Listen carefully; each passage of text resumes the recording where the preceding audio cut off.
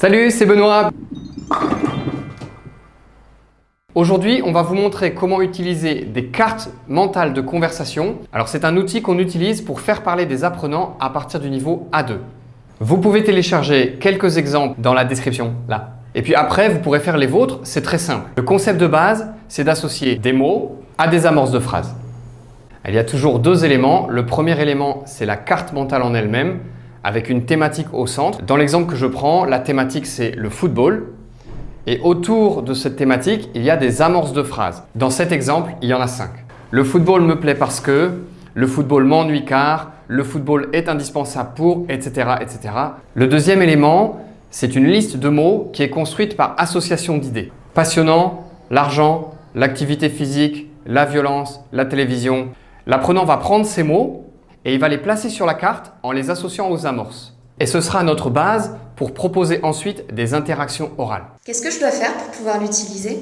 La première chose à faire pour vous préparer, c'est de découper les listes et les mots que vous avez téléchargés.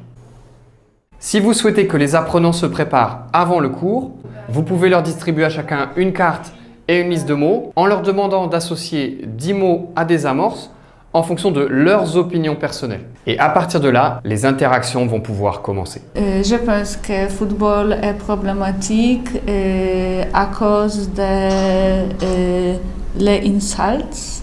À cause des insultes, d'accord. Mais concrètement, mes apprenants font quoi avec cette carte et ces mots? Première proposition, vous pouvez travailler en groupe, tous ensemble. Chaque apprenant doit prendre un mot et le poser sur la carte en produisant un énoncé pour justifier son choix. Deuxième proposition, on peut également travailler par deux.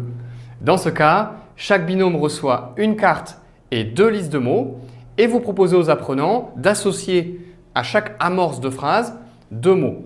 Pour ça, bien sûr, il faut qu'ils se mettent d'accord. À vous d'adapter en fonction de votre public. N'hésitez pas à commencer à travailler par deux, puis à finir tous ensemble. Encourager des interactions spontanées. Quelques conseils pour que ça marche bien. La première chose, c'est qu'il faut laisser beaucoup de liberté à vos apprenants. Il n'y a pas de bonne ou de mauvaise réponse, il y a des justifications. Pas de bonne ni de mauvaise réponse. Si un apprenant veut s'exprimer librement, surtout laissez-le faire. Freedom. Laissez les apprenants commencer par les mots avec lesquels ils sont le plus à l'aise, même si c'est l'hystérie. Bref, laissez-leur de l'espace pour dire ce qu'ils ont envie de dire. Le patriotisme, je pense que c'est bon parce que beaucoup de gens sont connectés avec le son équipe. La deuxième chose, c'est d'être toujours très positif quand vos apprenants prennent la parole.